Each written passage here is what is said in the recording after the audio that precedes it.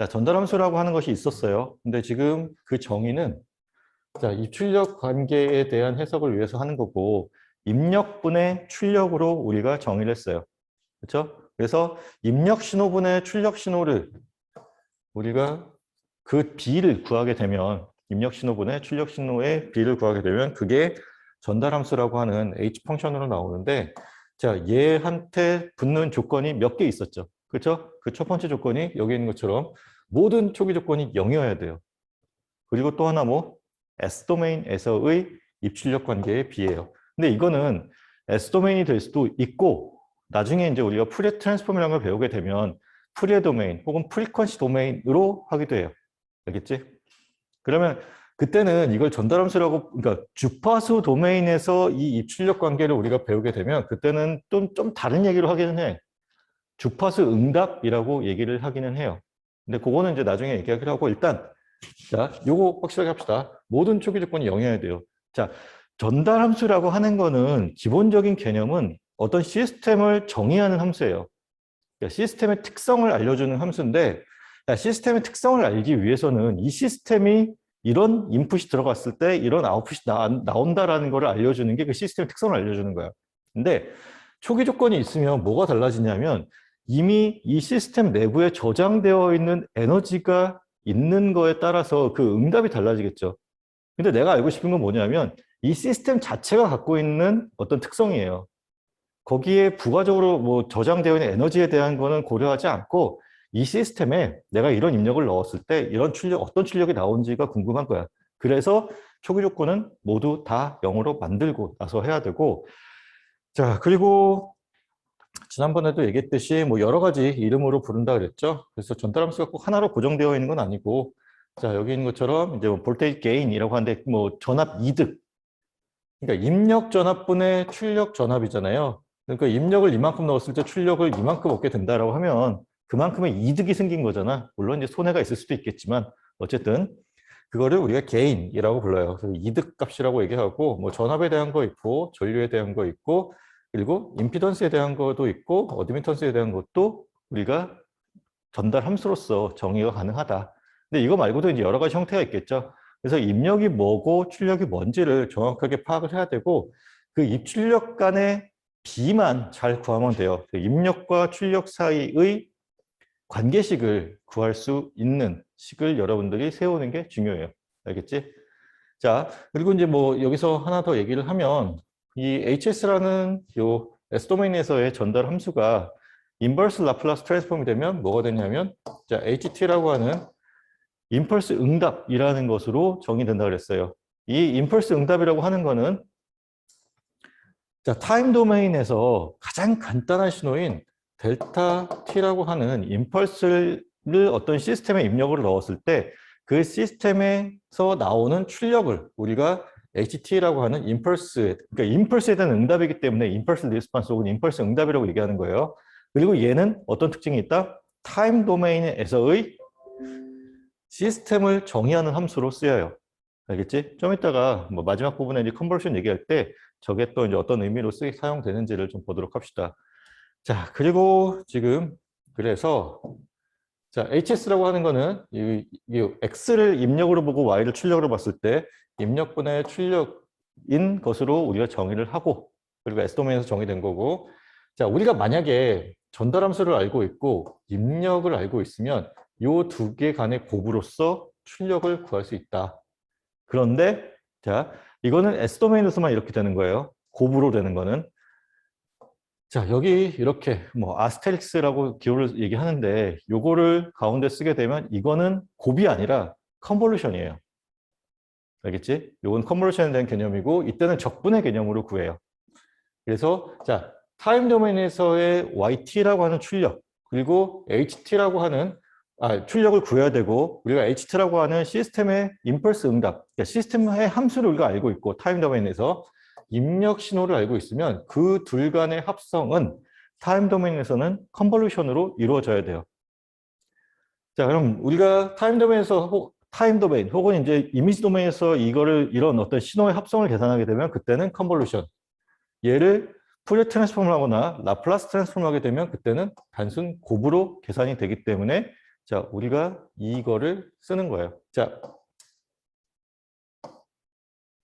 입력 신호가 임펄스인 경우에 자, 출력 신호 YT는 임펄스 응답으로 정의가 가능하고 이거를 푸리어 트랜스폼 하게 되면 라플라스 트랜스폼 하게 되면 YS라고 하는 S 도메인에서의 출력은 자, 시스템 함수인 전달 함수인 HS로서 정의가 가능하다라는 거예요. 알겠지? 자, 요거 잘 기억하고 자, 다음은 예제는 넘어가고 자, 우리 이제 그때 썼던 마지막 예제를 보도록 합시다. 자, 13.8을 우리 같이 보면 되죠. 자, 전달함수를 구하래요. 전달함수를 구하라고 되어 있고 지금 H2S라고 하는 전달함수는 자, 입력이 VS2. 지금 보면은 얘가 입력이 되겠네. 그렇죠? 그리고 출력은 V2. 여기가 출력이 되겠어요. 그러면 우리가 앞에서 문제 끝까지 읽읍시다.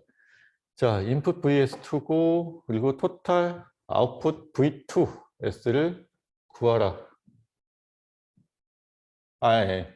VS2에 대한 지금 H2S를 구하고 그리고 나서 모든 입력에 의해서 생성되는 자, V2S를 구하라. 그러니까 전체 출력 V2S를 구하라고 되어 있는데 이거는 우리가 바로 앞에서 얘기했었던 자, 요거를 구하라는 얘기랑 같죠? 우리가 전달함수를 지금 여러 개 알고 있을 때 그 전달함수를 가지고 출력을 구할 수 있다라는 얘기를 하는 거예요. 자, 그러면 우리 봅시다. 자, 일단 우리가 H2S를 구해야 돼요. 그러려면은 자, 얘를 아니야, 얘 일로 가는 게 아니라 얘를 S 도메인 회로로 변환해야겠지? 그렇지? 그 전에 우리가 앞에서 했던 얘기가 뭐냐면 자, 얘에 대한 입력에 대한 이 입력에 대한 출력만 고려할 거면 얘는 없어져야 된다 그랬어요. 그렇죠? 이게 우리가 지난 시간 마지막에 배웠던 내용이에요. 그래서 자, 지금 보면은 자, 여기를 개방시켜야 되죠. 우리가 전류1 같은 경우는 소스 킬링을 할 때 개방시켜야 되기 때문에 저 부분 없어지고 그래서 지금 맨 왼쪽에 있는 게 1페럿에 대한 라플라스 트랜스폼인 S분의 1만 남았어요.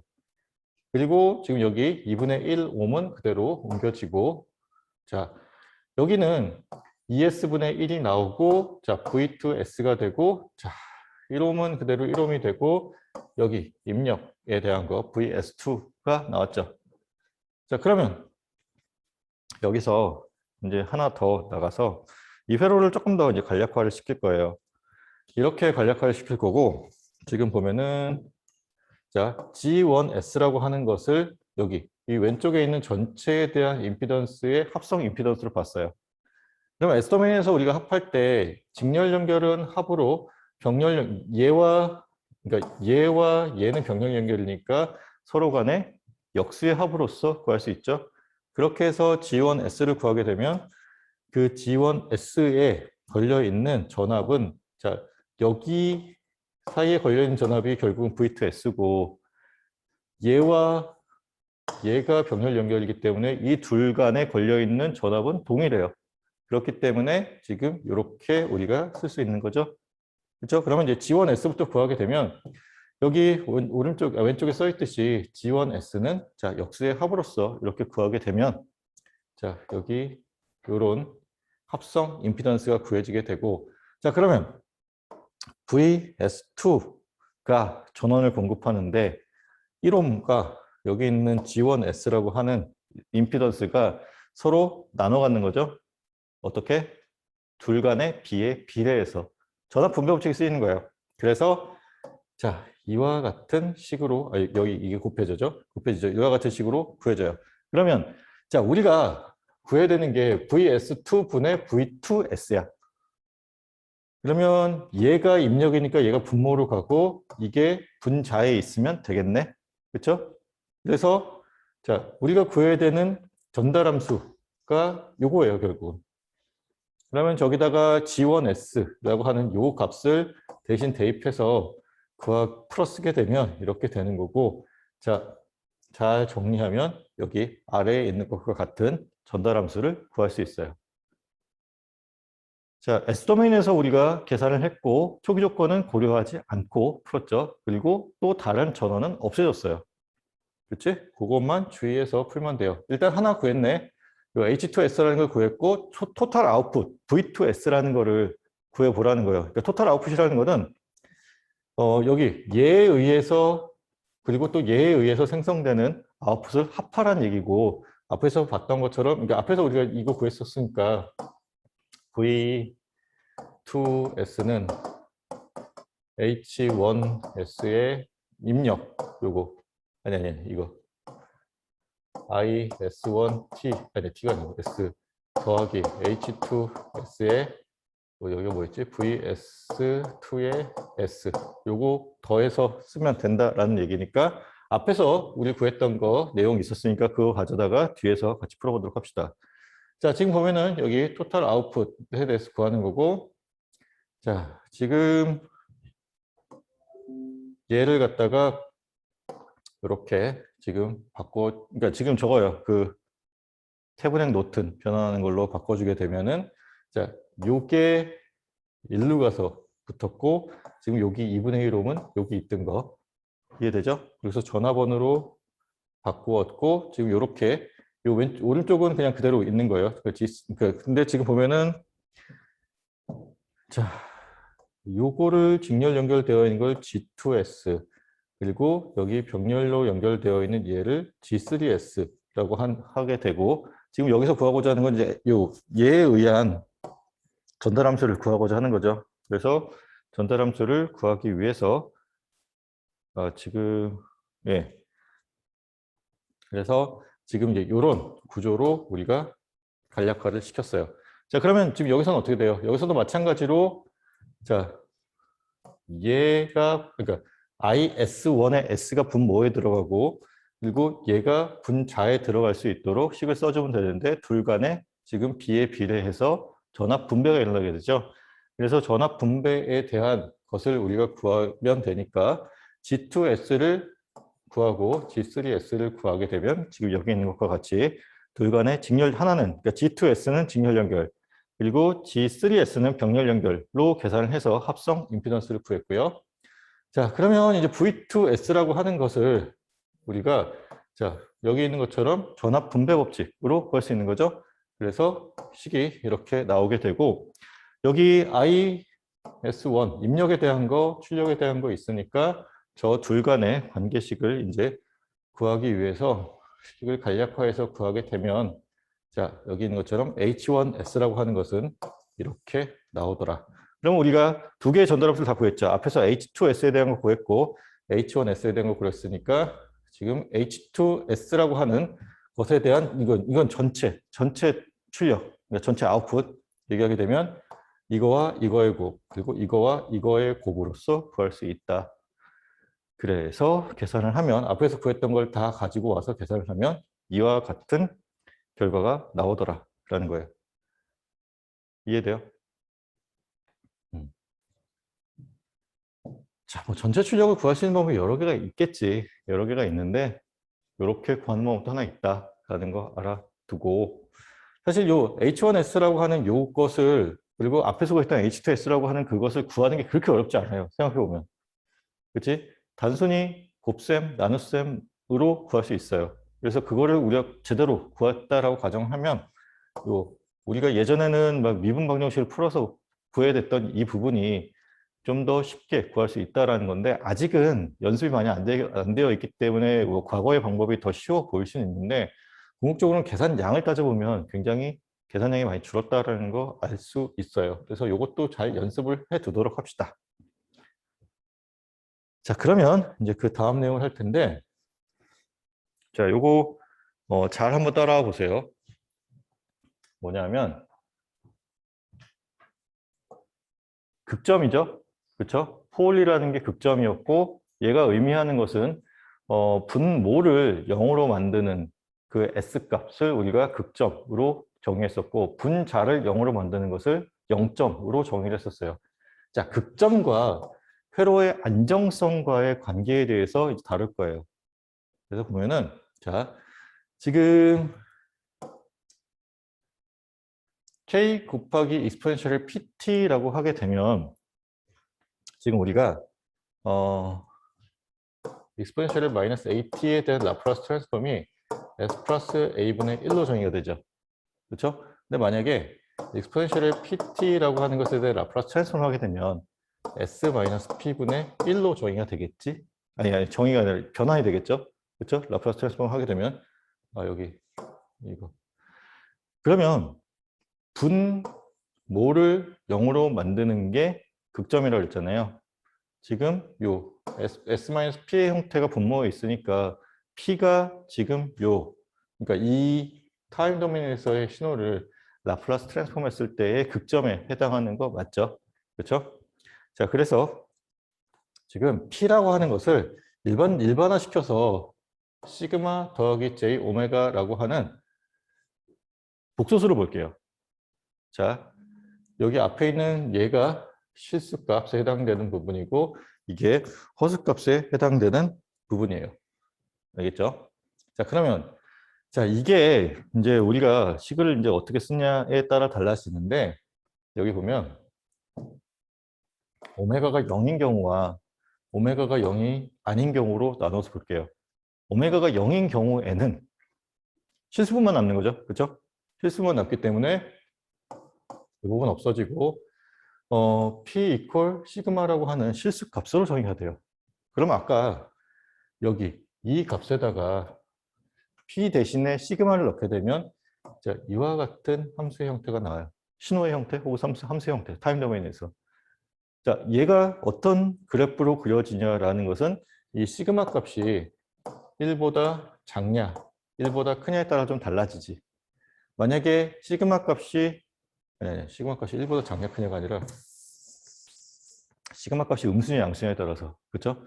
시그마 값이 음수이면 요 값이 0보다 작냐, 0보다 크냐에 따라 달라지는 거고 저게 음수이면 어떻게 돼? 우리가 일반적으로 많이 보는 이런 디케이 함수를 따라서 그려지게 돼요. 맞아? 그치? 이게 양수면 이와 같은 증가 함수를 나타내게 되죠. 그렇죠? 자, 자연계에 있는 대부분의 에너지는 이와 같은 형태로 감소하게 돼요. 에너지는 일반적으로 그러니까 감소하는 형태로 가게 되는데 뭐 유일하다고는 할 수 없지만 대표적인 이와 같은 그러니까 익스포넨셜 함수로서 증가하는 형태를 보여주는 것이 핵분열이야.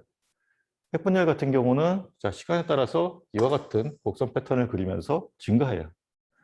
자, 그러면 지금 일단 뭐 얘가 0보다 작은 경우에는 이와 같은 디케이 커브를 그린다라는 것까지만 합시다. 그럼 여기 봅시다. 오메가가 0과 오메가 0이 아닌 경우야. 복소수 형태야. 복소수 형태고 그렇게 되면은 우리가 앞에서 배웠듯이 이 형태가 그러니까 극점의 형태가 켤레 복소근의 형태로 나타난다 그랬잖아요. 우리가 언제 배웠는지 모르겠는데 우리가 저기 12장에서 배웠었죠. 요 형태대로 했을 때 지금 이런 형태로 나올 거고 여기 P와 P의 컴플렉스 컨주게이트 자리에 지금 얘를 대신 넣게 되면 지수승에 대한 덧셈 혹은 뺄셈이니까 지금 요거 익스포넨셜을 나누어서 곱한 형태로 쓸 수 있죠. 그래서 요 앞에 거가 이렇게 쓰여지게 되고 뒤에 거가 이렇게 쓰여지게 돼요. 그러면 얘를 또 어떻게 변형하냐? 익스포넨셜 j 오메가 t라고 하는 거는 코사인 j 오메가 우리 오일러 공식에 의해서 코사인 오메가 t 플러스 j 사인 오메가 t 그리고 얘 같은 경우는 요거 같은 경우는 코사인 오메가 t 마이너스 j 사인 오메가 t 그 앞에 지금 익스포넨셜의 시그마 t 여기도 익스포넨셜의 시그마 t가 붙어 있는 거죠. 맞아? 그러면 여기 덧셈이니까 이 둘 사이를 더하게 되면 얘네 둘은 지금 없어질 거예요. 왜냐하면 얘네들은 같은 형태 가지고 같은 값이 곱해져 있는 거고 얘는 지금 이렇게 되어 있으니 어떻게 돼? 여기 써 있는 것처럼 2배의 익스포넨셜 시그마 t의 코사인 오메가 t가 곱해져 있는 형태로 돼요. 그러면 이거 복잡하니까 좀 지우고 다시 좀 얘기합시다. 이와 같은 형태 우리가 예전에 한번 봤었어요. 예전에 한번 봤었고 이게 어떤 식의 그래프 형태를 띠느냐에 대한 거는 자, 전체적인 매그니튜드는 얘가 결정한다 그랬지. 아니, 그러니까 뭐라 그래야 되나? 전체적인 패턴, 그러니까 디케이하는 패턴은 얘가 결정한다 그랬어요. 얘는 뭘 결정한다? 이 출렁임을 결정해요. 그러니까 여기서도 마찬가지로 이 앞에 곱혀 있는 익스포넨셜의 시그마 t가 어떤 패턴으로 감소하느냐 증가하느냐에 따라서 이 그래프가 전체적으로 감소하느냐 증가하느냐가 결정된다라는 얘기예요. 그래서 그러니까 그려보면 자, 지금 만약에 시그마 값이 0보다 크면 증가한다 그랬죠. 그렇죠? 익스포넨셜 함수 형태로 증가한다 그랬지. 만약에 이 뒤에 게 없다라고 하면 그러면 자, 이런 식으로 증가하는 패턴을 그릴 거고 뭐 음의 방향으로도 증가하는 패턴을 그렸을 때 자, 이런 엔벨럽을 따라서 이 코사인 오메가 t의 오메가 값의 영향을 받아서 이와 같이 출렁이는 자, 진동하는 형태의 그래프가 나와요. 근데 자, 진동은 하지만 전체적인 패턴을 보면 이 파란색으로 표시된 이 패턴을 따라서 엔벨롭이라고 하는 이 패턴을 따라서 증가하는 형태예요. 자, 에너지가 증폭되는 것은 동일하죠. 아까 여기 지워버렸네. 여기서 시그마 값이 0보다 클 때에 이와 같이 증가하는 패턴을 그린다라는 것과 여기서 증가하는 패턴을 그리는 것 동일하게 얘기할 수 있죠. 반대로 시그마 값이 0보다 작은 경우에는 이와 같이 디케이 커브가 그려질 거고 이 사이를 이와 같은 패턴으로 이 오메가 값에 따라서 더 빨리 진동할 수도 있고 그러니까 오메가 값이 크면 빨리 진동하고 오메가 값이 작으면 느리게 진동하기는 해요. 오메가 값이 0이면 진동을 안 하겠지. 그렇지? 그거는 이제 이 위의 경우이고 자, 그 값의 차이는 그러니까 진동수의 차이는 있지만 전체적으로 이 감소하는 패턴 그리고 이 감소가 얼마나 빨리 일어나느냐, 느리게 일어나느냐는 여기 있는 이 시그마 값에 의해서 달라진다는 거예요. 자, 그러면 위와 아래가 그 어떤 뭐 에너지가 감소하고 증가하는 입장에서는 동일하죠. 그렇죠? 동일한 조건으로 봐도 되겠지? 그렇지? 오메가 값이 있냐 없냐가 그 안정성에 큰 문제를 뭐 큰 영향을 미치지는 않는다는 거예요. 영향을 미치는 건 뭐? 자, 이 실수부인 이 시그마 값이 음수냐 양수냐가 영향을 미친다는 거죠. 그리고 우리가 자 방금 전에 봤었던 것 같이 그러니까 익스포넨셜 함수로 이렇게 감소하는 형태의 우리 그 값들을 언제 봤었냐면 고유응답에서 봤었지. 고유응답 성분들 같은 경우는 내부에 저장되어 있던 에너지가 그러니까 어떤 이렇게 상황 변화에 따라서 이제 외부로 에너지를 내보낼 때 나타나는 부분이고 시간이 지날수록 점점 없어지게 되는 부분이죠. 그리고 안정한 회로라고 하는 거는 그 고유응답 성분이 다 없어지는 그러니까 초기에 저장되어 있던 에너지가 다 없어지고 나서 외부에서 공급되는 에너지가 그냥 에너지에 의해서만 값을 낼 때 우리가 안정한 회로라고 했어요. 그렇지? 그러면 자 안정한 회로가 되려면 여기서 요 극점을 구했을 때 극점의 실수부가 음수여야겠지. 그렇죠? 그 얘기를 지금 하고 싶은 거예요, 여기서는. 그래서 자, 이거는 자, 요거에 대한 거는 이 시그마 값에 의해서 결정된다는 거고 자, 시그마 값이 0보다 작으면 자, ft라는 함수가 제로로 수렴하는 그런 디케이 상태를 만들게 된다. 자, 그래서 자, 지금 여기 이제 표가 하나 있어요. 요 뭐 표라고 하기도 그렇고 그림을 하나 봅시다. 자, 지금 어떻게 된 거냐면 시그마 값, 그러니까 x축은 지금 실수축이야. 실수축이고 y축이 허수축이에요. 허수축이어서 자, 시그마 값이 이쪽으로 갈수록 양의 방향으로 커지고 이쪽으로 갈수록은 음의 방향으로 커져요. 그리고 오메가 값은 이 위로 갈수록 커지고 자, 이게 양의 방향으로 커지고 아래로 갈수록 마이너스 방향으로 커져요. 자, 그랬을 때 여기는 둘 다 0인 경우야. 둘 다 0인 경우. 익스포넨셜의 PT라고 하는 것이 P가 시그마 더하기 제 오메가라고 했을 때 시그마도 0, 오메가도 0이에요. 그러면 이게 익스포넨셜 0인 경우에 해당되는 거죠. 1이지 결국은. 그래서 지금 이와 같이 요 높이가 1이겠지? 요 1인 상수의 형태로 나와요. 자, 그러면 지금 이 위로 올라가는 경우 시그마 값은 0으로 고정되어 있는데 오메가 값이 증가하는 경우예요. 그러면 자, 이런 식으로 진동수가 늘어났는데 결국 매그니튜드 값은 요 값을 벗어나지 않는 거야. 1의 범위 안에서 플러스 마이너스 1의 범위 안에서 진동하는 패턴을 보여요.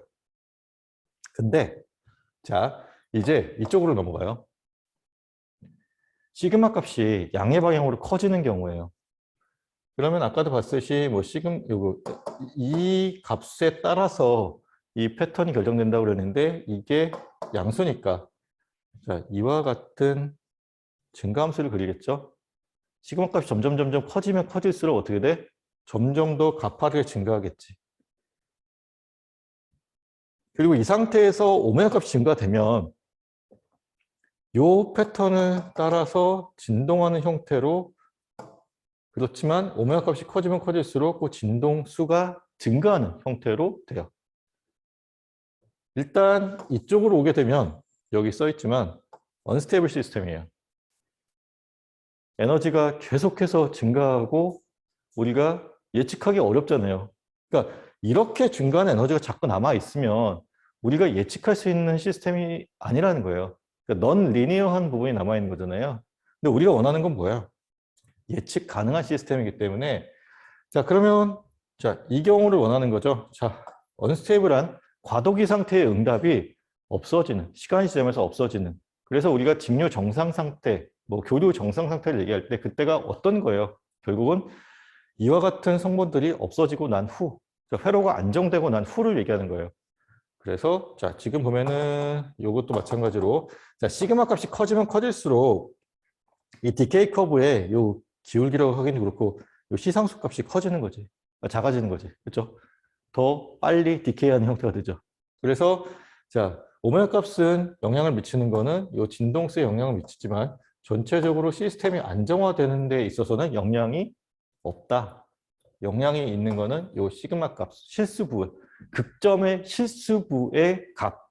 그러니까 부호도 중요하고 그 값이 얼마냐에 따라서 안정화가 더 빨리 될 수도 있고 천천히 될 수도 있는 그런 형태를 나타낸다. 그래서 자, 이렇게 표 하나로 정리를 할 수가 있어요. 자, 그러면 우리가 이제 극점을 구하는 거를 같이 해볼 건데 자, 봅시다. 자, 지금 고유응답이에요. 그렇죠? 이런 형태의 과도응답이 나타나는 것을 우리가 앞에서 고유응답이라고 얘기를 했었어요. 회로의 내부에 저장되어 있는 에너지들을 이용해서 구하는 것이고 자, 고유응답을 구하기 위해서는 자, 모든 독립전원을 제거하고 난 후에 우리가 구한다고 했었지. 그래서 뭐 그거에 대한 얘기가 써 있어요. 그리고 자, 이거를 우리가 이렇게 쓸 수 있다는 거야. 임피던스들에 대한 매트릭스 폼 그리고 거기에 전류를 곱해서 자, 초기 에너지를 그러니까 초기 에너지에 의한 전압을 이렇게 계산할 수 있다라고 봅시다. 그러면 이거를 우리가 자, 여기 있는 얘를 M이라고 하는 매트릭스로 보고 얘를 뭐 전류, 그다음에 얘를 초기 에너지에 의한 전압으로 보면 이와 같은 식이 성립하죠. 그렇죠? 원래 저항 곱하기 전류를 하면 전압이 나오는 거잖아. 근데 여기 이제 임피던스가 있고 그러니까 초기 조건에 의한 전압을 소스 킬링을 다 한 후에 이렇게 구할 수 있다는 거예요. 자, 그러면 여기 뭐 이제 뭐 시스템 매트릭스라는 얘기가 나오는데 MS라고 하는 것이 이제 시스템 매트릭스가 되고 그리고 IS라고 하는 것은 자, 뭐 메쉬 커런트에 대한 거 요거는 이제 이니셜 컨디션에 의해서 생성된 전압을 얘기한다. 자, 지금 여기서 얘를 가지고 우리가 그 극점을 구해볼 거예요. 우리가 M에 대한 디터미넌트를 구할 수 있죠. 그렇죠? 자.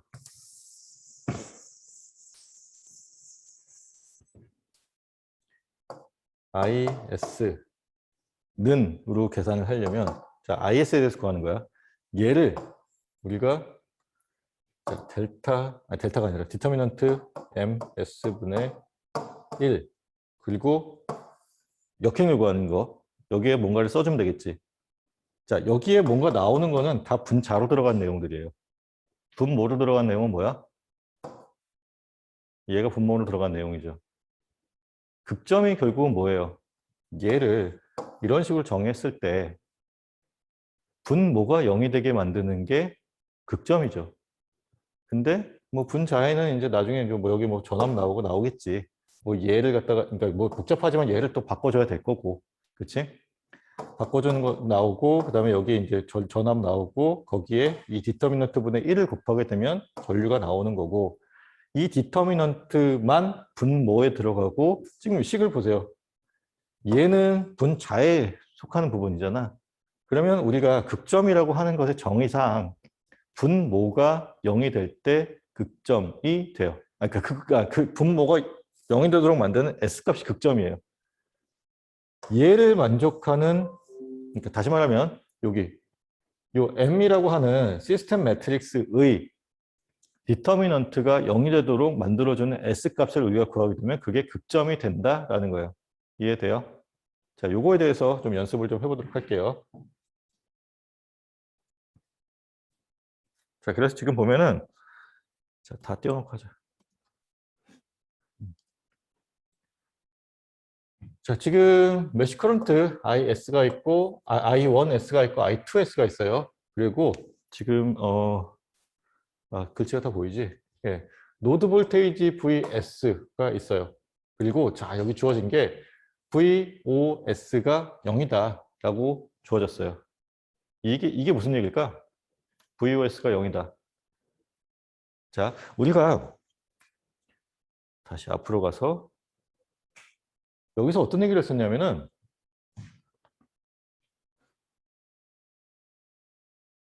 여기 있다. 내추럴 리스폰스라고 얘기했고, 자, 초기 조건에 의한 응답이고 모든 독립전원은 없앤 후에 그 응답에 대한 얘기를 했어요. 자, 그럼 여기서 바로 뒤에서 얘기하는 거. 자, 좀 다른 형태를 주어졌지만 결국 얘가 얘기하는 게 독립전원을 없앤 거가 되는 거고 그리고 초기 조건에 의한 응답을 지금 얘기하고 있어요. 그러면 자, 우리가 일단 이와 같은 회로가 주어졌고 이 회로를 S도메인 회로를 바꿔야겠지? S도메인 회로를 바꿀 때 지금 여기는 누가 봐도 초기 조건이 있는 것처럼 보여. 그렇잖아? 네. 그래서 자, 여기 이헨리 그리고 8분의 1 페럿의 뭐지? 소자들을 S도메인으로 바꿀 때 얘네들은 전압원 혹은 전류원을 전압원 같은 경우는 직렬 연결, 전류원 같은 경우는 병렬 연결로 우리가 대체해서 초기 조건을 고려해 줄 수 있다라고 배웠었죠. 그렇죠? 그게 13.2에서 나왔던 내용이지.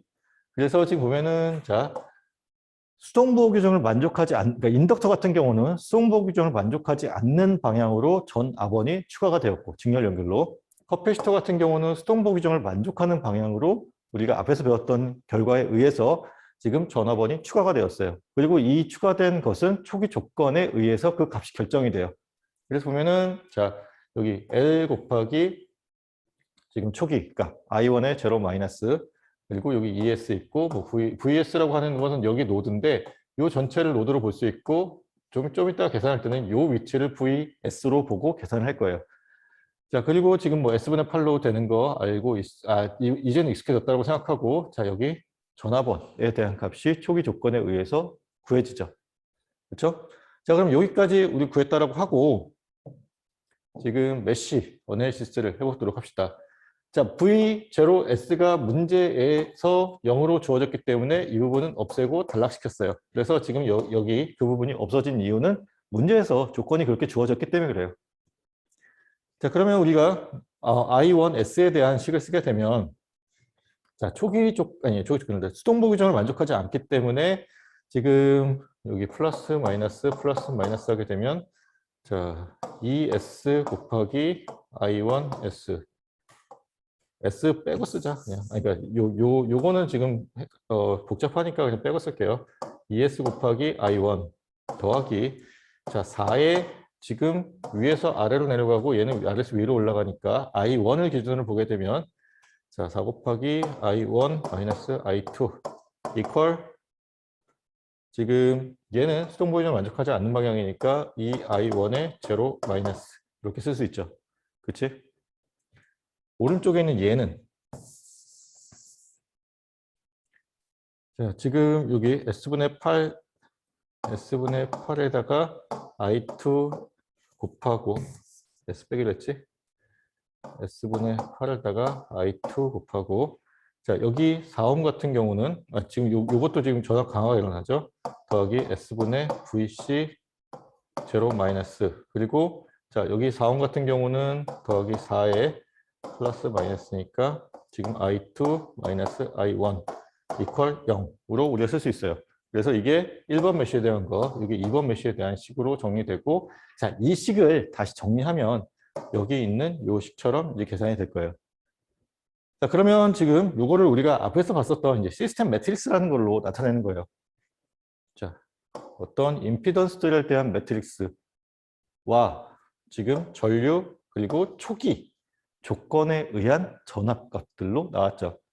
그렇죠? 그래서 지금 보는 것처럼 자 여기서 구하라고 하는 게 메쉬 커런트 I1, I2를 구하라고 돼 있구나. 어쨌든 예. 지금 여기 디터미넌트 S를 구하는 거고 요거에 대한 행렬식을 구하는 거예요. 그러면 얘와 얘의 곱 빼기 얘와 얘의 곱을 해주면 되지. 그렇게 해서 계산한 게 여기 이렇게 나왔어요. 자, 이거를 0으로 만족시키는 것이 극점에 해당되는 것이 되겠죠? 자, 일단 여기 디터미넌트까지 구한 거 우리가 알고 있고 다음으로 넘어가서 이어서 해보도록 합시다. 자, 방금 전에 그랬었던 이 디터미넌트에 대한 것까지 나왔어요. 그러면 자, 여기 이거 빠졌어. J가 빠졌어. 자, 요 디터미넌트를 0으로 만드는 것을 구하게 P1, P2라고 하는 포를 그러니까 극점을 구하게 되면 마이너스 1 플러스 마이너스 J의 루트 3이 나왔어요. 자, 켤레 근이 나와 있죠? 그랬을 때 우리가 뭐 어떤 형태가 나온다는 걸 알고 있고 자, I1, I2는 자, 방금 전에 구했던 거에 이렇게 계산을 해서 역행률로 계산을 해서 자, 이와 같은 형태로 나오게 된다라는 것까지 구했어요. 이해되죠? 자, 일단 여기서 우리가 요 값이 음수니까 이 회로는 안정한 회로가 되겠지. 그치? 시간이 많이 지나면. 자, 요거까지 됐고. 자, 그래서 지금 보면은 자, 노드 볼테이지 VS를 구하라는 게 또 두 번째 질문이었어요. I1S와 I2S는 방금 전에 그 역행렬을 통해서 구하면 되고 노드 볼테이지 VS를 구하라는 게 문제고 사실 여기서 이제 극점이 쓰이는 건데 자, 이거는 구하는 방법이 이제 두 가지 방법이 있어요. 지금 여기 있는 거는 요 아래 쓰여져 있는 거는 자, 여기에 우리가 노드를 잡았어요. 지금 요 VS라고 한 노드가 결국은 여기 있는 VS라고 한 노드로 봐도 되죠. 그리고 여기서 전류가 다 나간다라고 보고 자 이게 원래 이제 제대로 된 그러니까 우리가 일반적으로 많이 쓰는 방법이지 노드 볼테이지를 구하기 위해서는 뭐 그 노드 어널리시스를 하게 되고 그때가 KCL을 써서 우리가 잘 모르는 VS를 구한다라고 하는 게 노드 어널리시스 방법이고 또 하나의 방법은 뭐냐면은 자 우리가 방금 뭘 구했어요? I2S를 구했어. 그치? 우리가 직전 슬라이드에서 I2S를 이미 구했어요. I2S는 얘 곱하기 얘가 I2S겠지. 값을 알아요. 그러면 자, 이러한 방법도 가능해요.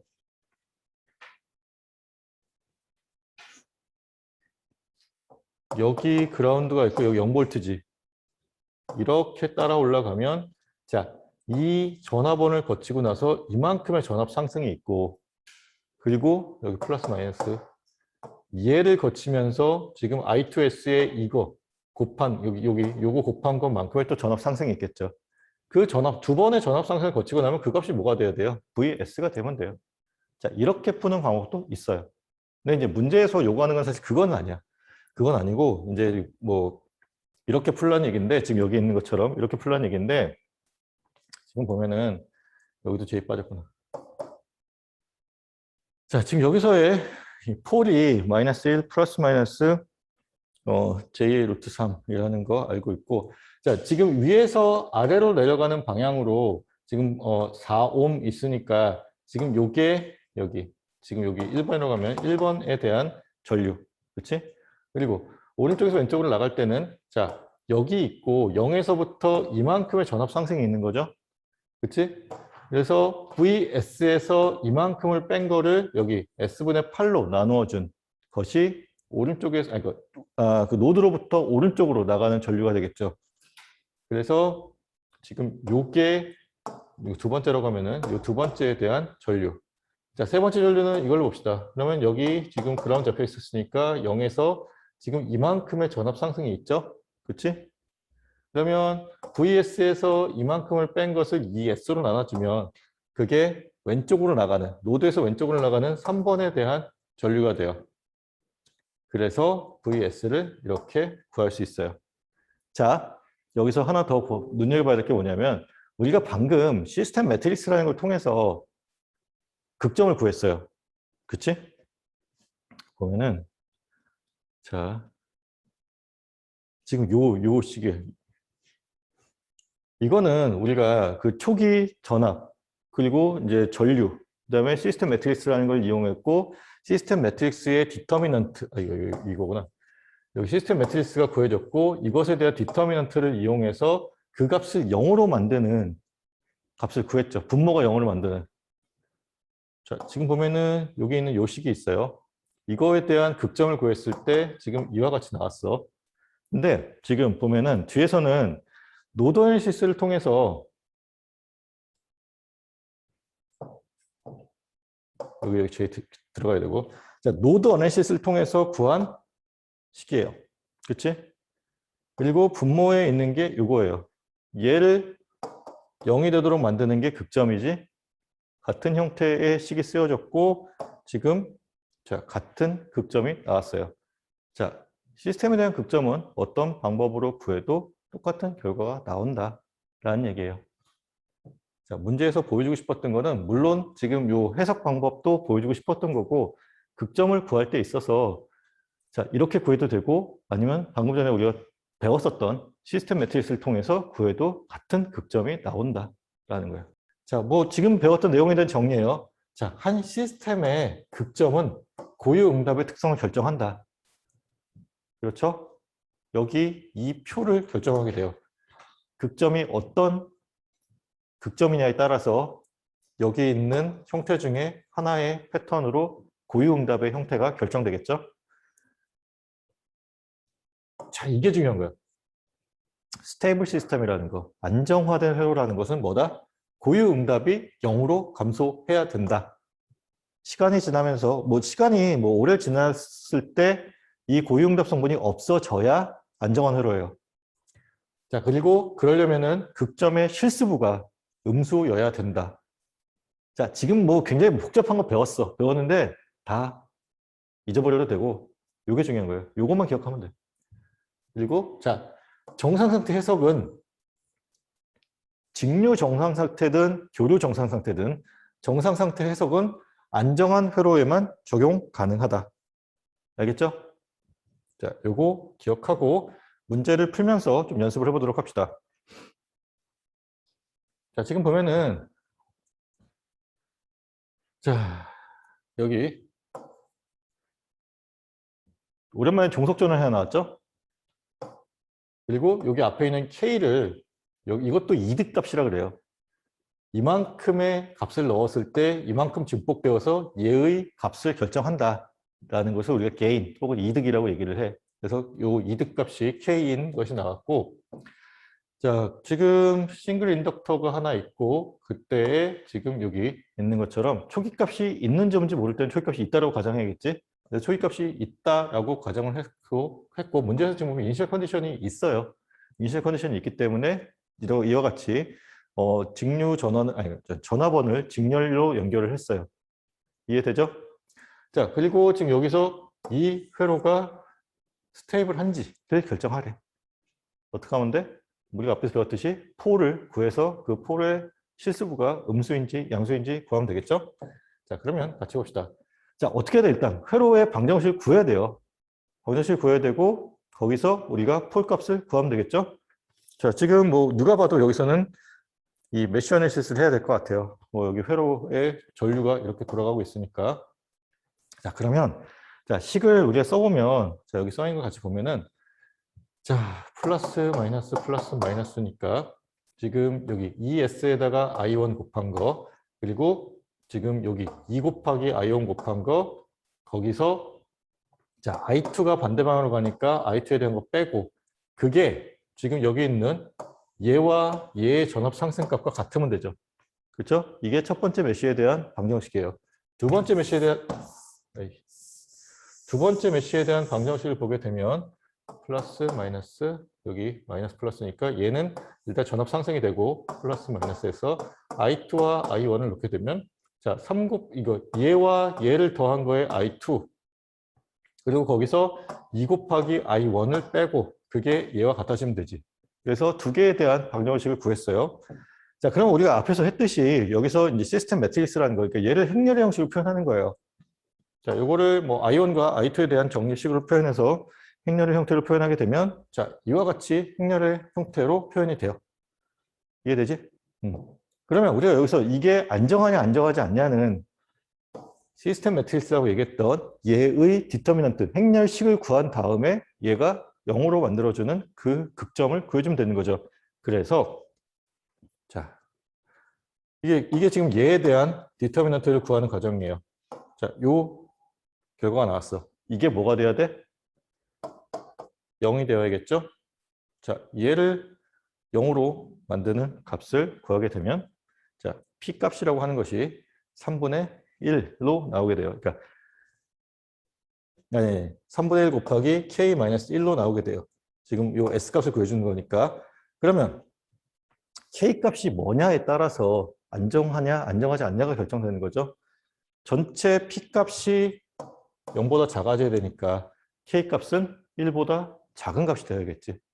그래서 자, 요렇게 경우가 나눠져요. k 값이 1보다 작은 경우에는 자, 스테이블해요. k 값이 1보다 크거나 자, 같다가 포함돼요. 크거나 같은 경우에는 자, 언스테이블해요.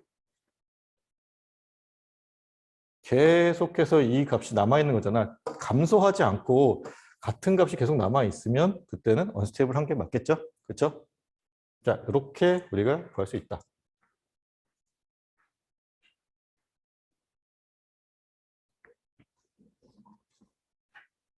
잠깐만. 같은 내용이고.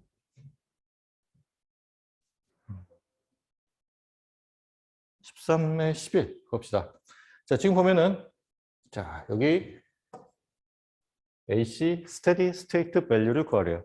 저게 지금 얘기하는 게 뭐예요? 이 회로는 안정화된 회로다라는 걸 얘기해 줘요. 다시 말하면 극점의 실수부가 음수다라는 것도 제가 내포하고 있어요. 자, 그러면 봅시다. 지금 I1T를 구해야 되는 거고 지금 가려서 안 보일 수도 있겠다. 자, V1T라고 하는 것이 40 코사인 2T라고 주어졌어요. 지금 여기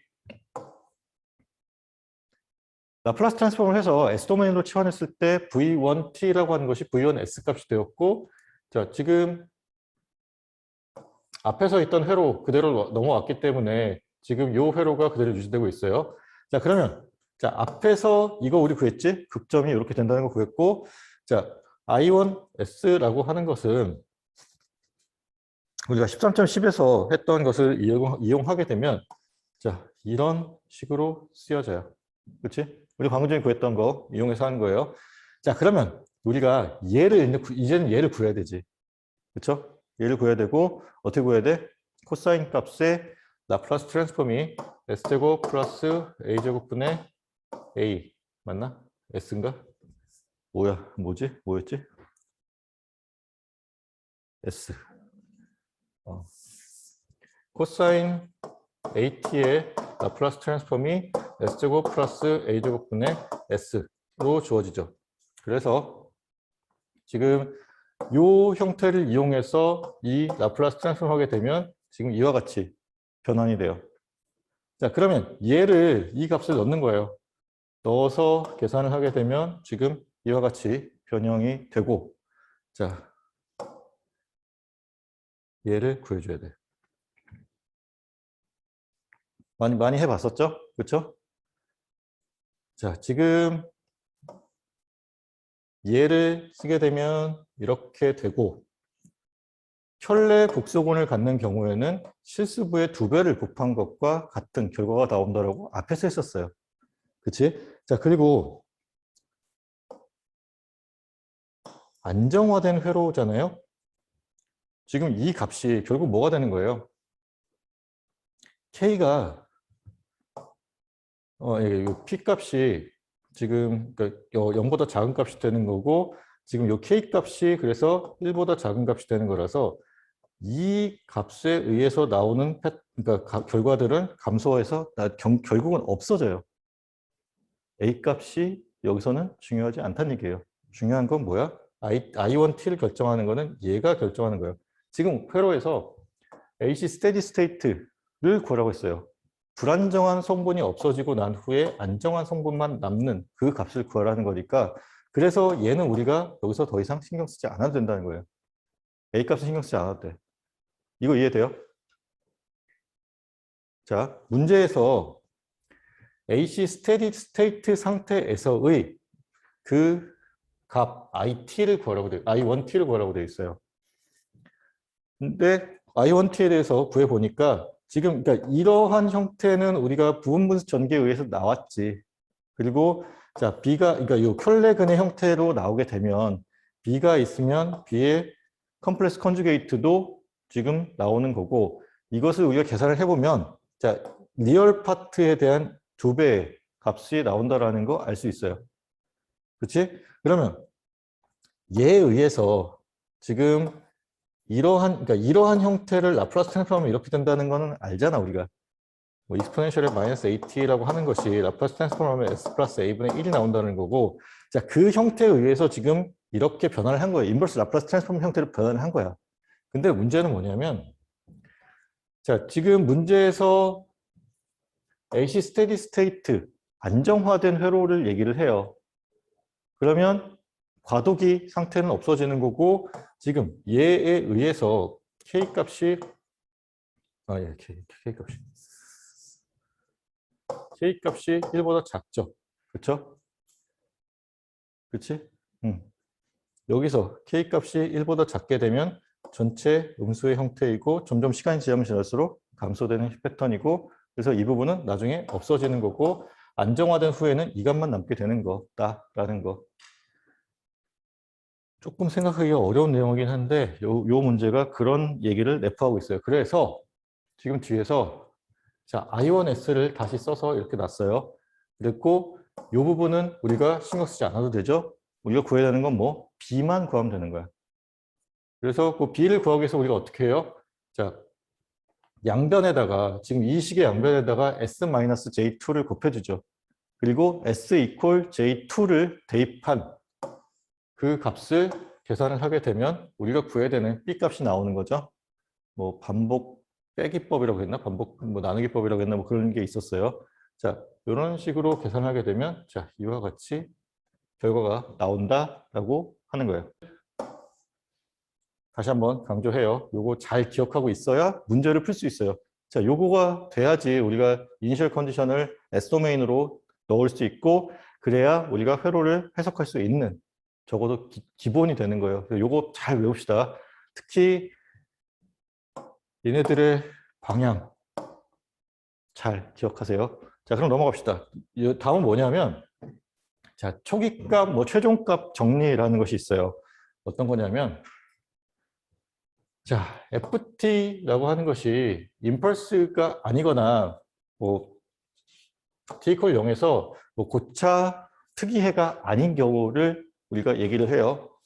자, 그리고 FT를 이렇게 정의한다는 거예요. GT라고 하는 함수에 자, 유닛 스텝 펑션의 D를 곱한 거가 뭐냐면, 유닛 스텝 펑션의 D라고 하는 스케일링 팩터가 곱해져 있잖아요. 제가 의미하는 거는 유닛 스텝 펑션이라는 거는 계단의 높이가 1인 경우예요.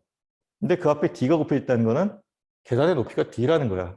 여기서 계단이 얘기하는 건 뭐냐면 T 이퀄 0에서 값이 이만큼 차이가 난다는 거예요.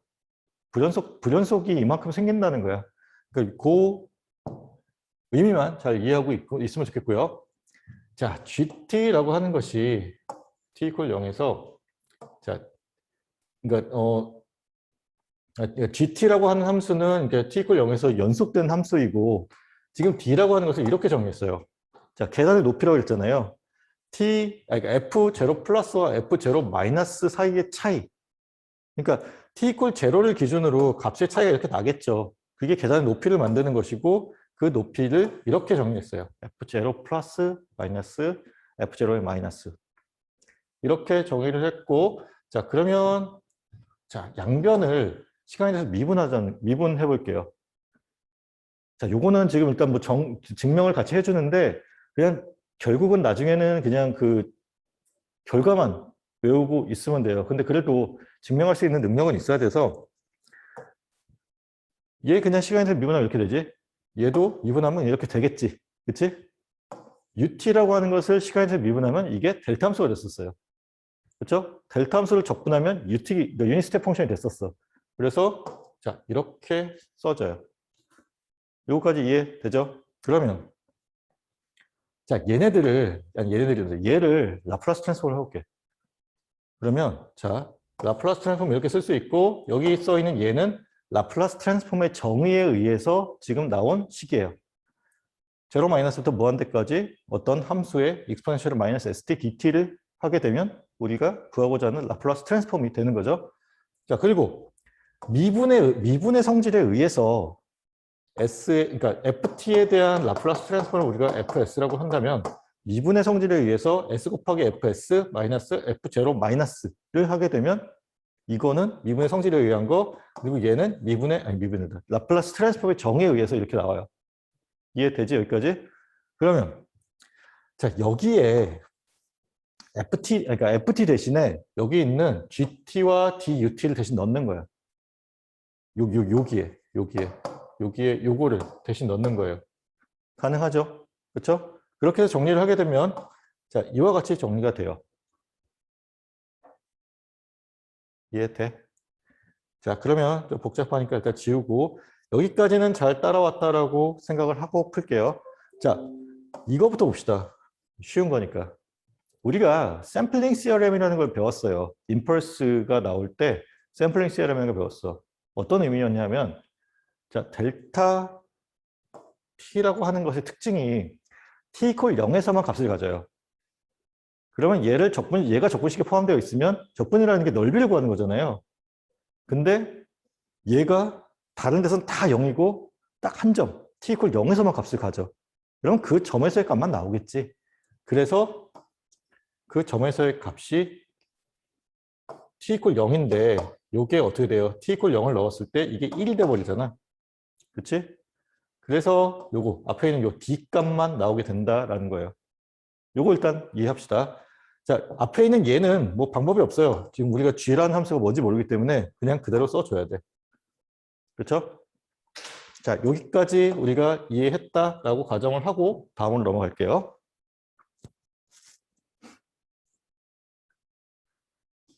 자, 방금 전에 우리가 썼던 그거를 잠깐만.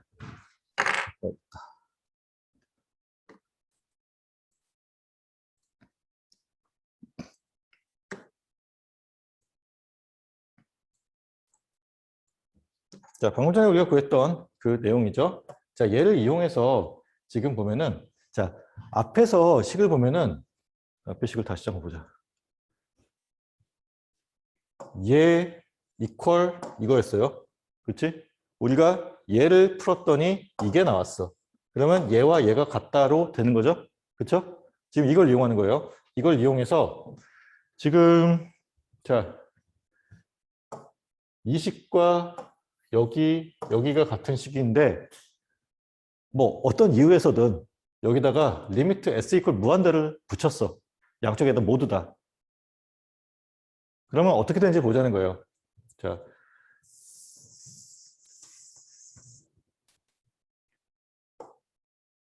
얘가 안쪽으로 들어갈 수 있죠.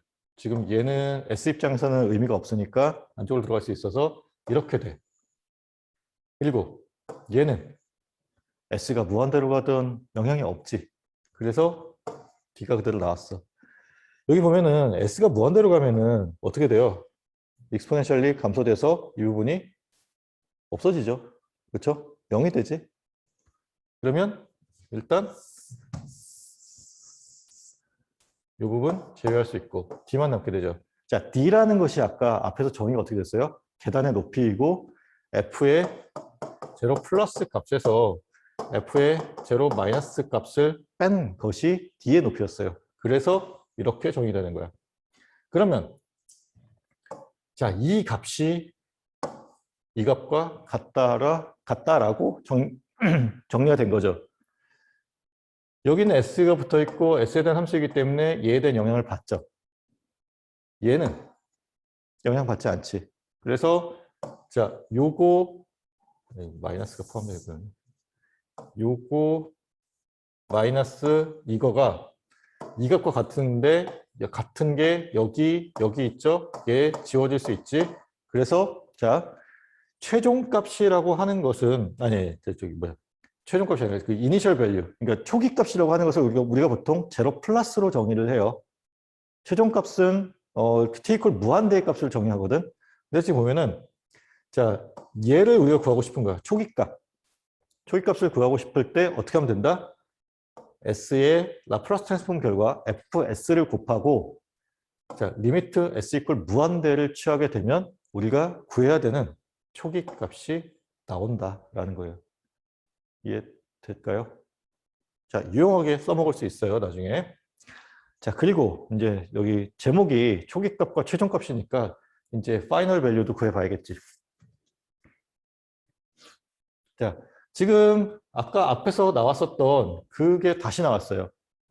그리고 여기 이거와 이거의 합으로 우리가 구했었죠. 전전 슬라이드에서. 자, 이번에는 리미트 s를 0으로 보냈어. 그러면 여기서도 아까와 마찬가지로 얘는 영향을 받지 않기 때문에 그냥 D로 바뀌죠. 얘는 지금 이 리미트가 안쪽으로 들어와요. 자, 리미트 S가 0으로 가. 그러면 이 값이, 요 전체 값이 뭐에 수렴할까? 1로 수렴하겠지. S가 0으로 다가가니까. 맞아요? 익스포넨셜의 어떤 0이라고 하는 건 1이잖아. 그래서 지금 요 값이 1로 돼버리고 남는 게 자, 요거 남죠. 그치? 요거 이퀄 1이 돼버려서 그리고 얘가 남아. 그러면 자, 지금 여기 GT라고 하는 함수에 대한 미분이 여기 쓰여 있는 거예요. 얘를 다시 적분하는 거니까 이렇게 정리가 되겠죠? 적분관이 제로 마이너스부터 무한대까지니까. 그러면 자, 결론이 뭐냐 하면 아직 최종 결론은 아니고 이거와 얘가 같다라는 거야. 그러면 봅시다. 아까 앞에서 썼던 것처럼 자, 지금 왜 제일 왼쪽에 있는 식을 썼고요. 거기에 제일 오른쪽에 있는 식을 썼어요. 자, 이게 어떤 값을 갖냐라는 건데 우리가 앞에서 ft라고 하는 것을 gt라고 하는 연속함수의 이만큼의 유닛 스텝 펑션의 d값을 곱한 것으로 정했어요. 그러면 자, g 값이 그러니까 g에 대해서 정리를 하게 되면 gt에 대해서 정리를 하게 되면 gt 값 그러니까 t 값이 무한대가 되면 자, f 무한대 값에서 d의 u의 무한대 값을 빼는 거야. d 곱하기 u의 무한대 값을 빼는 거야. 그러니까 얘 지금 넘겨줬다고 생각하면 돼요. 얘에 대해서 정리한 거고. 이거 뭘까? 1이지. 그쵸? 복잡하게 쓰여져 있지만 1이죠. 그래서 여기 이렇게 된 거고 자, f 무한대 값에서 d 값을 뺀 것이 g의 무한대 값이에요.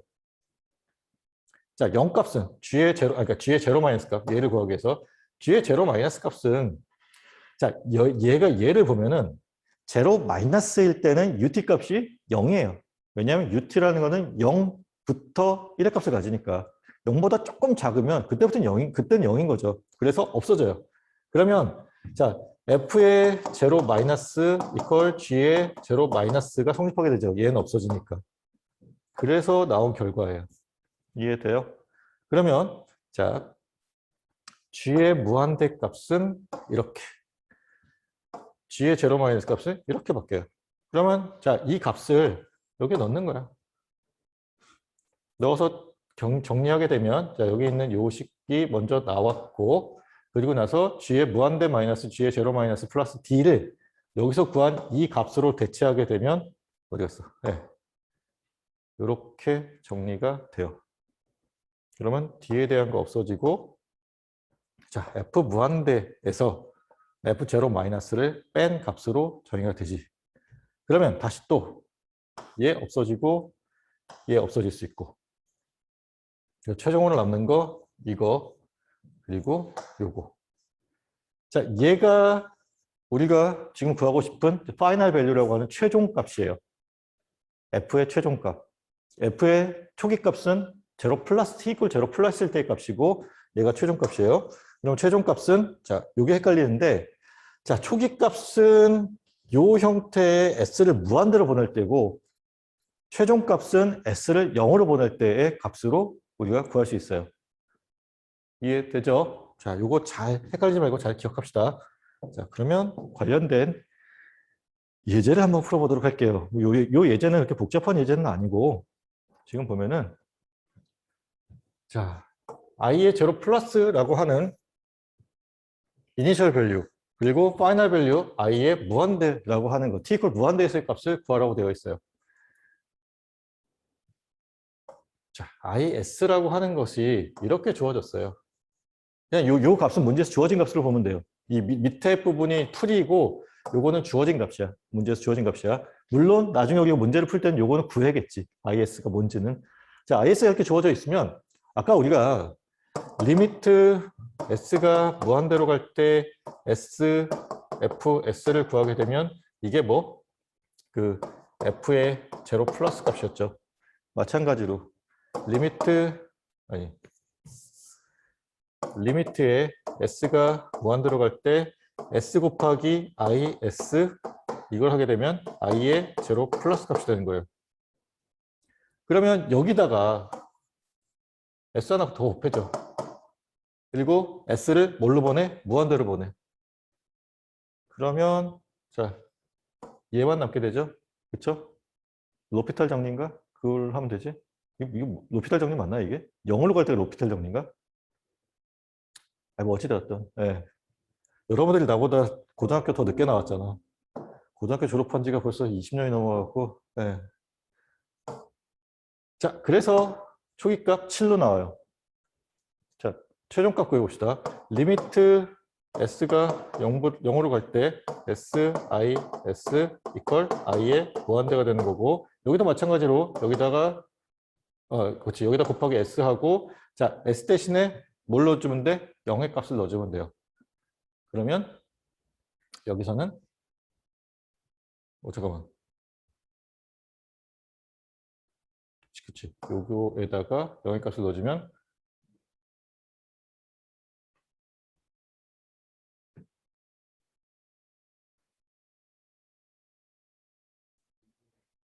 응? 2분의 0만 남나? 아, 그렇지. 얘가 0이고 0이고 0, 0, 0, 0이니까 2분의 0이네. 예, 그래서 0이 되죠. 예. 순간 뭘 봤는지 모르겠네. 예. 자, 그렇게 돼서 지금 최종값과 초기값을 구하는 거를 지금 했어요. 자, 요거 나중에 문제 풀다가 초기값을 구해야 되는 문제가 있으면 요거를 잘 이용해서 풀면 좋겠죠? 그렇죠? 자, 그리고 나서는 13.6이에요. 임펄스 응답과 컨버전에 대한 건데 사실 요거는 이제 다음 시간에 진행할 거고 오늘은 그 동영상에서 설명하는 거에 대해서 간략하게 좀 얘기를 하고 마치도록 할게요. 동영상을 뭐 미리 본 사람도 있고 안 본 사람도 있겠지만 굉장히 동영상 길이는 짧아요. 짧고 내가 이때까지 찾은 것 중에 가장 잘 설명했어. 그 컨버전에 대한 개념을. 그러니까 컨버전을 이렇게 생각하면 돼요. 어떻게 하면 되냐면 자, 시스템이 있어요. 이 시스템은 그 동영상을 보면은 사실 하나 오류가 있는데 뭐냐면 그 네모 박스를 대서 시스템을 갖다 정해냈는데 그 시스템이 그냥 리니어 시스템이라고만 써 있거든요. 그냥 리니어 시스템만 되면 되는 게 아니라 리니어 타임 인베리드 시스템이어야 돼요. 그리고 뭐 나중에 개념을 우리가 내년에 배우겠지만 우리가 지금 다루고 있는 회로는 LTI 시스템이에요. 그러니까 리니어 타임 인베런트 시스템이라는 거예요. 선형 시불변 시스템. 그냥 뭐 복잡하니까 다 잊어버리고 결국은 뭐냐? 예측 가능한 시스템이라는 거예요. 예측이 가능해야 내가 지금 들어간 입력에 대한 어떤 출력이 나왔을 때 이게 나중에도 똑같이 반응한다라고 우리가 예측하고 이 시스템을 정리할 수 있는 거죠. 그렇죠? 일단 그게 시작이야. 선형 시불변 시스템이라는 거. 그리고 거기 보면은 임펄스 응답을 하나 넣어요. 그러니까 뭐 이런 임펄스 응답을 하나 넣어. 아니 임펄스를 하나 넣어. 임펄스 응답이 아니라 임펄스를 이 시스템에 넣어. 그러면 얘에 의해서 이런 출력이 나와요. 그리고 이거를 스케일링해. 뭐 3배 늘렸다고 합시다. 곱하기 3을 했다고 해봐.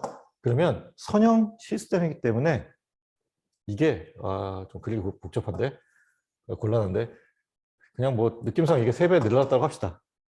자, 입력이 같은 패턴인데 그러니까 출력이 같은 패턴인데 3배가 늘어난 출력이 나와요. 자, 그러면 또 하나 뭐냐면은 자, 이런 시스템이 있고 여기서 내가 임펄스를 하나 넣어줬어요. 뭐 t equal 1 이라고 합시다. t equal 1에서 임펄스를 하나 넣어줬어. 얘에 의한 출력이 이렇게 나왔어. 그리고 자, t equal 3에서 내가 임펄스 하나 또 넣어줬어.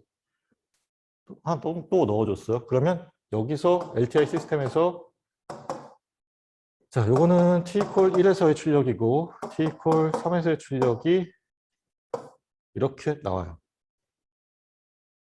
자, 시간이 다르지만 t equal 1과 t equal 3이라는 시간이 달라졌지만 같은 시스템이고 LTI 시스템이기 때문에 같은 입력에 대한 출력이 같은 결과로 나와요. 근데 문제는 뭐냐면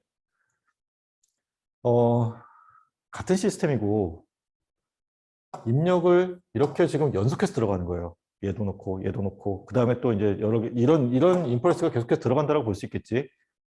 그러면 지금 t equal 1에서 이렇게 됐고 감소하고 있잖아. 근데 t equal 3에서 여기서 또 이걸 또 넣은 거야. 같은 건데. 그러면 자, 여기 t equal 1에서 2까지는 이런 패턴을 따라가지만 여기서부터는 얘가 더해져야 되죠. 그래서 그러니까 더해지고 이게 이런 식으로 이게 같이 더해진 형태로 들어가요. 이거 이해돼요? 응? 이해돼? 동진이 약간 갸우뚱했는데. 자, 이런 입력과 이런 입력이 t equal 1과 3에서 들어갔어. 그러니까 지금 이렇게 디케이해서 복잡한데 그러면 이렇게 합시다. 디케이하지 않게 그려볼게. LTI고 자, 임펄스가 하나 있고 임펄스가 또 하나 있어. t equal 1이었고 t equal 3이었어. 얘가 먼저 들어갔죠. 여기 시스템에 들어갔고 그때의 출력이 t equal 1에서 이렇게 나왔어. 높이 1인 유닛 스텝 펑션이 나왔다고 합시다. 그러면 이거 t equal 1이야. t equal 3일 때는 이렇게 쭉쭉쭉쭉쭉 가다가 t equal 3일 때 임펄스가 또 나왔어. 유닛 스텝 펑션이 또 나왔어. 개별적으로 보면은 하나 나오고 하나 나왔어요. 근데 시스템 입장에서는 얘가 나와서 그게 뒤쪽으로 영향을 미치고 있지. 그리고 거기에 t equal 3에서의 입력이 또 들어갔어. 입력이 또 영향을 미치겠죠. 앞에 거에 영향을 받아서 출력이 나오겠지. 그럼 어떻게 돼? 이때부터는 계단 높이 2인 게 쭉 나가요. 그러면 뭐 여기서 이 다음부터 쭉쭉쭉 어떤 그 임펄스가 들어가면은 그 결과가 축적이 되겠지. 그렇죠? 근데 이건 물론 이 값이 상수로 그냥 계속 유지된다라고 하는 가정이고 일반적으로는 이렇게 디케이하는 커브로 나오게 될 거고 그 디케이 커브들이 계속해서 이렇게 쌓이게 되는 거예요. 그러면 그 쌓인 합을 구해줘야 돼. 합을 구하는 개념이 면적으로 들어가게 되면 우리가 뭐라고 해요? 그거를 인테그랄이라고 하죠. 적분이라고 하지. 그래서 컨볼루션에 대한 여기 컨볼루션 시간 하나 보여줘야지. 요게 컨볼루션에 대한 식이에요. 지금 FT라는 뭐 신호와 GT라고 하는 신호의 컨볼루션, 합성 곱이라고 하기도 하고 합성은 자, 이와 같은 적분식으로 나와요. 그래서 자, 요 얘기가 지금 하는 얘기고, 그래서 우리가 그러니까 전 시간에 어떤 출력의, 입력과 출력의 그런 합으로서 뒤에 쪽에 영향을 미친다라는 거예요. 요거를 잘 파악해야 돼. 알겠지? 그리고 요거는 이제 여러분한테 이제 숙제를 내주는 건데, 그러니까 동영상 보고 이제 생각해보라고 숙제를 내주는 건데, 거기에 시간의 개념이 두 개가 나와요. t에 대한 개념이 있고 타우에 대한 개념이 있어. 요 두 개의 시간이 뭐 맞물려 있긴 한데 요거의 역할 혹은 요거의 의미를 정확하게 파악해야 돼요. 현재를 뜻하는 내가 관측하는 지금 시간을 뜻하는 게 t인지 타우인지 그거를 일단 먼저 알고 과거의 입력 혹은 과거의 출력을 계산하기 위해서 도입한 게 t인지 타우인지를 잘 구별해 보세요. 알겠죠? 자, 요게 컨볼루션에 대한 일단 1차적인 설명이에요. 그래서 요거를 지금 해준 얘기를 참고해서 동영상을 꼭 보고 다음 주 금요일 날은 요거에 대해서 같이 얘기를 하는 시간으로 갖도록 할게요. 물론 이제 그 전에 뭐 방금 전에 봤던 것처럼 임펄스 응답에 대한 얘기도 같이 해야 돼요. 지금 13.6에 대해서 우리가 다룰 거고 그 임펄스 응답에 대한 거 이미 뭐 사실 하긴 했어요. 그러니까 HS라는 펑션을 우리가 인버스 라플라스 트랜스폼을 하면 임펄스 응답이다. 그러니까 전달 함수를 임펄스 응답이 나온다라는 건 이미 우리가 배웠던 얘기고 임펄스 응답 배우고 난 후에 컨버션에 대해서 우리가 다루도록 할게요. 자, 임펄스 응답과 컨버션에 대해서 다뤄야 되는 이유는 일단 요거 하나만 더 얘기 마칩시다. 뭐냐면 입력 신호가 뭐 이런 입력 신호가 있다라고 해요. 요게 시스템으로 들어가. 그리고 뭐 어떤 출력이 나오겠지? 자, 이런 개념이에요. 이런 입력 신호를 임펄스로 쪼개는 거예요. 임펄스의 어떤 웨이팅 팩터를 곱한 걸로. 그러니까 지금 물론 연속 함수의 형태이기 때문에 그러니까 뭐 내가 선으로 그릴 수는 없지 원래 개념들은. 근데 약간의 두께가 있다고 생각합시다. 그러면 자, 얘를 하나의 신호, 임펄스의 어떤 그러니까 뭐 델타 t의 뭐 웨이팅 팩터 A만큼 곱한 걸로 볼 수 있죠. 그럼 아까 봤던 것처럼 임펄스 하나 들어갔을 때, 자, 뭐 이런 뭐 유니스트 펑션이 나온다고 합시다. 그러면 여기에 A라고 하는 그 스케일링 팩터만 곱해주면 요 A 델타 T에 대한 어떤 시스템의 응답이 나오는 거예요. 그러면 그 다음은 또 요런 신호, 요런 신호. 자, 요런 신호로 쪼갤 수 있는 거예요. 이 얘기는 뭐냐면은 입력 신호를 임펄스들로 나눌 수 있다는 거예요. 임펄스의 적당한 웨이팅 팩터를 곱한 걸로. 그러면 아까 우리가 했듯이 이게 리니어 시스템이고 타임 인베런스 시스템이기 때문에 자, 임펄스에 대한 응답은 항상 같은 형태로 나와요. 단지 스케일링 팩터만 곱해진 서로 다른 스케일링 팩터만 곱해진 형태로 나오겠지. 그리고 그거를 더해주면 되는 거예요. 어떤 특정 시점에서 그 연속해서 지금 이것들이 짜르르 들어가면은 여기서도 출력들이 뭐 이런 식으로 뭐 이렇게 계속해서 나오겠지. 이것들이 더해지는데 여기 초기 시간에서는 얘만 관여하다가 나중 시간에 얘가 들어오면은 이만큼이 더해지고 그 다음에 또 이만큼이 더해지고 그러면서 이 더해진 값들을 뒤쪽 이만큼에서는 여기서부터 짜르르 영향을 받아서 나올 거 아니야. 근데 물론 이제 이거는 극단적인 경우지. 앞에 게 계속 축적되는 경우. 근데 보통은 이와 같이 디케이하는 형태로 들어간 것들이 더해지기 때문에 앞에 것이 뒤에 가서는 많이 영향을 미치진 않아요. 근처에 있는 게 가장 영향을 많이 미치겠지. 그렇죠? 그래서 자, 이와 같이 어떤 신호를 우리가 임펄스로 쪼개서 볼 수 있고 그 하나의 임펄스에 대한 응답을 임펄스 리스판스로 하게 되면 그 임펄스 리스판스의 어떤 스케일링 팩터를 곱한 게 특정 시점에서 들어간 입력에 대한 출력으로 나오는 거고 그것들을 우리가 어떤 구간을 정하거나 어쨌든 아까 적분의 형태로 더하게 되면 전체에 대한 출력을 우리가 구할 수 있는 거죠. 그런 개념으로 컨볼루션을 접근하면 좋겠어요.